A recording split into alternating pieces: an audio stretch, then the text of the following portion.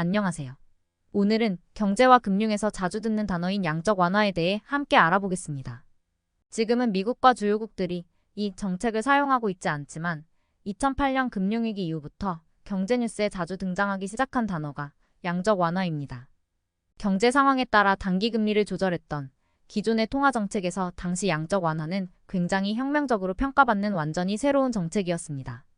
물론 미국보다 먼저 양적 완화를 시행한 선배격인 나라로 일본을 예로 들 수 있지만 이는 세계적인 정책 추세에 영향을 주진 못했고 미국이 시행한 양적 완화가 전 세계 금융시장에 막대한 영향을 주면서 세계적인 추세로 자리 잡게 되었습니다.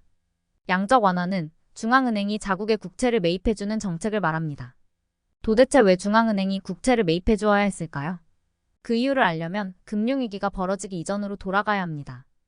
미국은 2004년부터 2006년 사이에 기준금리를 1%에서 5.25%까지 올리는 금리 인상을 시행합니다. 원래는 기준금리인 단기금리를 조절하면 장기금리인 10년 국채금리도 올라야 하지만 당시에는 중국이 미국채를 대량으로 매수하는 시기였습니다. 그래서 미국 연준이 의도한 장기 시장금리가 전혀 올라가지 않는 그린스펀의 수수께끼라고 불리는 현상이 일어났죠. 중국을 포함한 신흥국들은 무역으로 벌어들인 외환보유고를 가지고 안전자산이라 여겨진 미국채를 매입했던 것입니다. 그러나 2007년부터 시작된 미국의 금리 인하로 달러 가치가 크게 내려가기 시작했습니다. 한참 금리 인상을 하던 2005년 말에는 달러 인덱스가 90일이었는데 미국이 금리 인하를 시작하고 2008년 위기가 올 때까지 달러 인덱스는 70일까지 추락하게 됩니다. 중국을 포함한 신흥국들은 엄청나게 사놨던 미국채에 대해서 큰 환손실을 겪었고 여기에 미국발 금융위기까지 일어나자 미국이 경제를 살리기 위해 기준금리를 인하해도 미국 장기국채에 대해선 믿지 못하겠다면서 더 이상 국채를 매입해주지 않는 일이 벌어집니다. 이번엔 그린스펀의 수수께끼와 반대의 상황이 벌어진 것이죠. 금융위기의 충격으로 미국은 2008년 12월에 기준금리를 아예 0.25%로 급격하게 낮추지만 장기 시장금리는 여전히 2% 위에서 놀고 있던 것입니다. 그동안 미국채의 매수 주체였던 중국이 더 이상 미국채를 매수해주지 않자 장기금리를 내려서 경제를 회복시키려 했던 연준의 정책이 효과를 보기 힘들었죠. 그래서 금리를 인하하는 통화정책으로도 장기금리가 내려가지 않자 여기서 썼던 정책이 바로 중앙은행이 매수 주체가 사라진 미국 장기국채를 사주는 양적 완화가 시작된 것입니다. 이때 미국채는 물론 미국의 회사채와 MBS 상품들도 매입하기 시작했고 이렇게 연준이 국채를 대신 매입해주면서 연준의 대차대조표의 자산 항목이 크게 늘어납니다. 보시는 것처럼 2008년 금융위기 이후에 연준의 대차대조표가 엄청나게 증가합니다. 코로나 이후에는 더 역대급으로 많은 양적 완화를 하면서 연준 자산이 9조 달러 수준까지 늘어납니다. 양적 완화 이후에 벌어진 현상은 채권시장에 버블을 일으켰고 주식시장에 엄청난 상승을 일으켰습니다. 실제로 연준의 대차대조표가 증가하면 주식시장에도 긍정적인 효과가 나타났습니다. 반대로 지금 시행하고 있는 정책인 양적긴축은 중앙은행이 보유한 자산을 시장에 팔아서 대차대조표의 자산 항목을 축소시키는 정책입니다. 양적 완화를 할 때는 대차대조표가 엄청나게 증가하지만 양적긴축을 할 때는 대차대조표가 천천히 줄어드는 모습을 보입니다.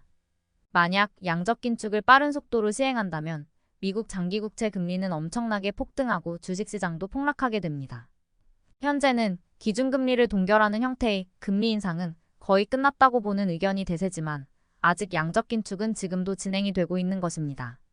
이 양적긴축을 어디까지 진행할지가 미국 금리 인하의 시작점을 알 수 있는 부분이죠.